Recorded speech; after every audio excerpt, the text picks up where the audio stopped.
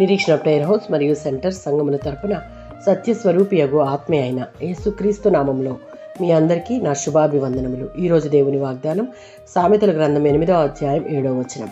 నా నోరు సత్యమైన మాటలు పలుకును. ఈ అధ్యాయాలలో జ్ఞానము ఒక వ్యక్తిగా నిలువబడి ఇలా చెప్తుంది. జ్ఞానము వీధులలో, గుమ్మముల యొద్ద, పురద్వారముల యొద్ద, పట్టణపు గౌనుల యొద్ద నిలువబడి మానవులకు ఇలా ప్రకటిస్తుంది.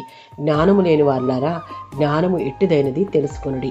7వ వచనంలో జ్ఞానము ఎంత పవిత్రమైందో, దానికి అబద్ధం, అక్రమం, దుర్మార్గం, అసహ్యం, జ్ఞానం మాట్లాడే ప్రతి మాట 100% సత్యము, న్యాయము. ఈ వచనం దేవుని జ్ఞానానికి ఉన్న పవిత్రతను ప్రకటిస్తుంది. దేవుని జ్ఞానం ఎల్లప్పుడూ సత్యమే మాట్లాడుతుంది. అంటే నిజమైన మాట మాత్రమే కాదు, దేవుని స్వభావానికి అనుగుణమైనది, నీతిలో న్యాయంలో నిలబడేది, శుద్ధమైనది, చెడును సహించినది. యాకోబు పత్రిక 3వ అధ్యాయం 17లో ఉన్నట్లు ప్రతి విశ్వాసికి కావాల్సిన ఈ జ్ఞానం దేవుని నుండి మాత్రమే వస్తుంది.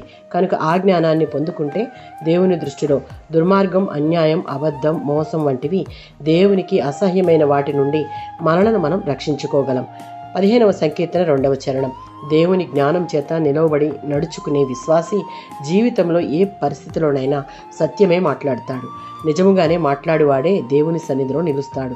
ప్రాణం పోయినా సత్యాన్ని అనుసరించి నడుస్తాడు. యోహాను సువార్త 17వ అధ్యాయం 17వ వచనం. దేవుని వాక్యమే సత్యమై ఉన్న జ్ఞానం. దానిని అనుసరించి నడిచే జీవితాలు పరిశుద్ధతను సంతరించుకుంటాయి. యోహాను సువార్త 8వ అధ్యాయం 32వ వచనం.